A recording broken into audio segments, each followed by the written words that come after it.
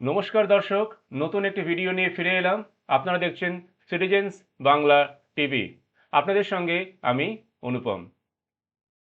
আজকে যে বিষয়টি নিয়ে আলোচনা করতে চাই সেটা হচ্ছে খারিজি মাদ্রাসা। আপনারা জানেন যে বিগত টিএমসি সরকারের আমলে প্রচুর মাদ্রাসা হয়েছে, মানে যেগুলো অবৈধ মাদ্রাসা বা খারিজি মাদ্রাসা বলা বলা হয়ে থাকে। এবং সেখানে বিদেশ থেকে বিভিন্ন জায়গা থেকে অর্থ আসে, বিভিন্ন মানে বেআইনি কাজকর্ম করা হয় বলে অভিযোগ উঠে আসছে। এবং সেখানে দেশবিরোধী, ভারত বিরোধী নানান ধরনের আইডিয়া, ভারত বিরোধী নানান ধরনের কথাবার্তা সেখানে আলোচনা করা হয়। এবং এই সমস্ত খারিজি মাদ্রাসা, এমনি যে মাদ্রাসাগুলো আছে সেটা নিয়ে তো সন্দেহ আছেই, সেখানে ঠিক অ্যাকচুয়ালি কী শেখানো হয় না শেখানো হয়, এবং ভারত ভক্তি বা দেশভক্তি সেখানে জাগে কি না সে নিয়েও একটা অবশ্যই সার্ভে করার মতন ব্যাপার থাকতে পারে। আর যেগুলো খারিজি মাদ্রাসা সেখানে তো নানাবিধ অভিযোগ, বিভিন্ন ধরনের অভিযোগ সেখানে দেখা যায়। এই প্রসঙ্গে একটা রিপোর্ট রিপাবলিক বাংলা থেকে আমরা দেখাবো। দর্শক আপনারা দেখতে থাকুন, তারপরে আমরা আসছি আলোচনায়। জয় জগন্নাথের আজকে রথযাত্রার দিনে বাংলায় অশুভ শক্তি বিনাশের জন্য ইডি 18-19 জায়গায় রেড করছে। যারা খারিজি মাদ্রাসা নাম করে ভারতবর্ষকে অস্থির করার চেষ্টা করেছিল, বাংলাকে অস্থির করার চেষ্টা করেছিল, তাদের সবারই ভগবান জগন্নাথের আশীর্বাদে তার ব্যবস্থা হচ্ছে। রথযাত্রার দিন দেশের মোট 4 রাজ্যের 13 জায়গায় তল্লাশি চলে। হারোয়ার পাশাপাশি এই দিন কলকাতা ও মুর্শিদাবাদে তল্লাশি চালায় ইডি এবং উত্তরপ্রদেশের এটিএস। রিপাবলিক বাংলা। বিদেশ থেকে কোটি কোটি টাকা এসেছে, খারিজি মাদ্রাসায় সন্ত্রাসবাদের প্রশিক্ষণ দেওয়া হয়েছে। সুতরাং দেখতেই পাচ্ছেন দর্শক, হারোয়াতে 3টি, তারপরে হাসনাবাদ, মুর্শিদাবাদ, মালদা, বিভিন্ন জায়গায় এই খারিজি মাদ্রাসাগুলো কিন্তু প্রচুর পরিমাণে বেড়ে উঠেছে এবং এগুলো বেড়ে উঠেছিল বিগত সরকারের আমলে। এবং এগুলোতে দেশবিরোধী, ভারত বিরোধী নানান ধরনের কথাবার্তা শেখানো হতো, নানান ধরনের আইডিয়া তাদেরকে শেখানো হতো এবং এই রকম ধরনের অভিযোগ আসছে। এবং কোটি কোটি টাকা, কোটি কোটি টাকা সেই সমস্ত মাদ্রাসায়, খারিজি মাদ্রাসায় কিন্তু কোটি কোটি টাকা সেখানে আসতো বলে অভিযোগ। এখন এই খারিজি মাদ্রাসাগুলো যারা পরিচালনা করতো, যেমন একজন আব্দুল সামাদ গ্রেপ্তার হয়েছিল, আব্দুল সামাদের জামাই গ্রেপ্তার হয়েছিল। এই উত্তরপ্রদেশের এটিএস কিন্তু আমাদের পশ্চিমবঙ্গে এসেছিল এবং কিছুদিন আগে এসেছিল, সেখানে এসে তাদেরকে দু একজনকে আবার গ্রেপ্তার করে। তা 2 বছর আগেই কিন্তু আব্দুল সামাদ গ্রেপ্তার হয়েছিল, 2 বছর আগেই আব্দুল সামাদ গ্রেপ্তার হয়েছিল এবং আব্দুল সামাদের ছেলে সেও পলাতক। তো সেখানে দেখা যাচ্ছে এই সমস্ত খারিজি মাদ্রাসা, এবং তারা টিএমসি করতো বলা হচ্ছে, যে টিএমসি নেতার বড় ছেলে বা ছোট ছেলে ইত্যাদি। তো সেক্ষেত্রে এই সমস্ত খারিজি মাদ্রাসাগুলোতে যদি তারা অবৈধ, মানে বিভিন্ন জায়গা থেকে, বিদেশ থেকে টাকা না আসে, অবৈধ কার্যকলাপে সেই সমস্ত টাকা ব্যবহার না করা হয়ে থাকে, তাহলে তারা পালিয়ে যাবে কেন? এবং দেখা যাচ্ছে অনেক ক্ষেত্রে তারা পালিয়ে গেছে। বিভিন্ন জায়গায় যেখানে তল্লাশি হয়েছে, উত্তরপ্রদেশ থেকে এটিএস এসছে, সেখানে বিভিন্ন রকম সন্ধানে, তার কারণ সেখান থেকে বিভিন্ন জায়গা থেকে লিঙ্ক পাওয়া গেছে, বিভিন্ন জায়গা থেকে যে লিঙ্ক পাওয়া গেছে এই সমস্ত মাদ্রাসা সংক্রান্ত ব্যাপারে, সেই জন্য সেই সংক্রান্ত তদন্ত করতে উত্তরপ্রদেশের পুলিশ এই রাজ্যে এসে হাজির হয়েছিল। এবং উত্তরপ্রদেশের পুলিশ এই রাজ্যে এসে হাজির হয়েছিল এবং সেখানে বিভিন্ন জায়গা থেকে টাকা উদ্ধার হয়েছে এবং বিভিন্ন মানে নেতার ছেলেদের সন্ধানেও কিন্তু তারা তারা অনুসন্ধান করেছে।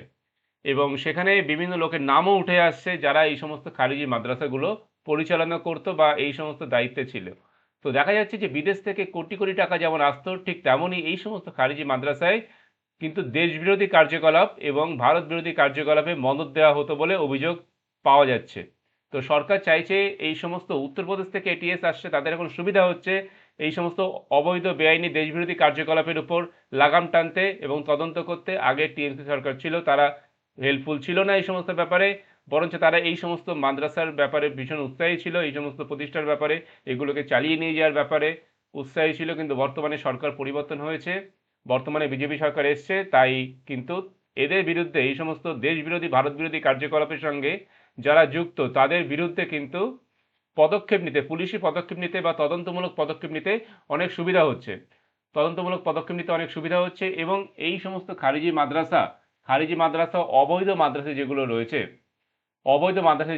সেগুলো নিয়ে তো তদন্তের আওতায় অবশ্যই আনা উচিত।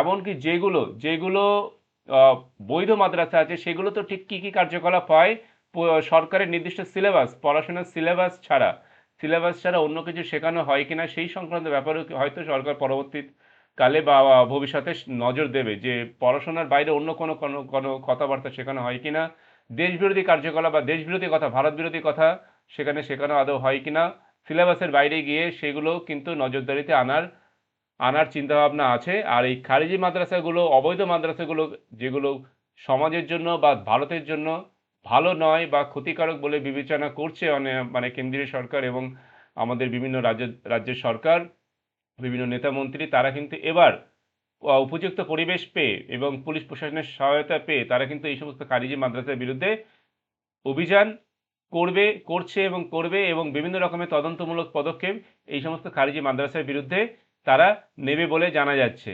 এখন এটা কিন্তু খুবই প্রয়োজন যে দিনের পর দিন আপনারা যারা আগে সরকার ক্ষমতায় ছিল নির্দিষ্ট একটা ভোট ব্যাংকের মানে কি বলবো ভোট ব্যাংকের জন্য নির্দিষ্ট একটা ভোট ব্যাংকের স্বার্থে তারা যা নয় তাই করে গেছে। বিভিন্ন জায়গায় দুর্নীতি তো রয়েছে, চুরি দুর্নীতি, তার পাশাপাশি এই সমস্ত দেশবিরোধী কার্যকলাপের মদদ দেওয়া সেই সমস্ত ব্যাপারেও কিন্তু তাদের ভূমিকা মানে তারা অস্বীকার করতে পারবে বলে মনে হয় না।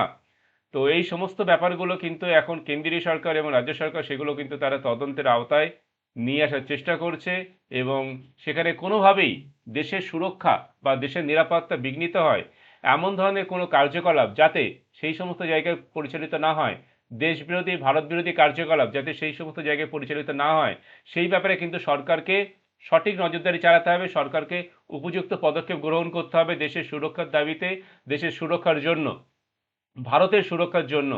তো যে সমস্ত জায়গায় অবৈধ কার্যকলাপ, দেশবিরোধী ভারত বিরোধী কার্যকলাপ হবার সম্ভাবনা আছে বা হয়েছে বা হবার প্রমাণ পাওয়া গিয়েছে, সেই সমস্ত খারিজি মাদ্রাসার বিরুদ্ধে উপযুক্ত পদক্ষেপ এবং উপযুক্ত তদন্ত যাতে সরকার করে থাকে, সেই জন্য অবশ্যই সরকারের সদিচ্ছা এবং সরকারের প্রচেষ্টা থাকা উচিত। দেখা যাক আগামী দিনে সরকার কি করে এবং কেমন ধরনের পদক্ষেপ নিতে থাকে। তো আজকের ভিডিওটা এই পর্যন্ত দর্শক।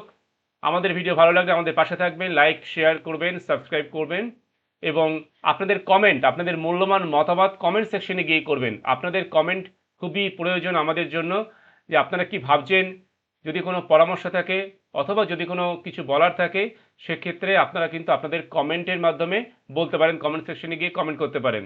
যাই হোক, আজকের ভিডিও এই পর্যন্ত, দেখা হবে পরবর্তী কোনো ভিডিওতে। আপনারা সবাই ভালো থাকবেন। আপনাদের সবাইকে জানাই ধন্যবাদ।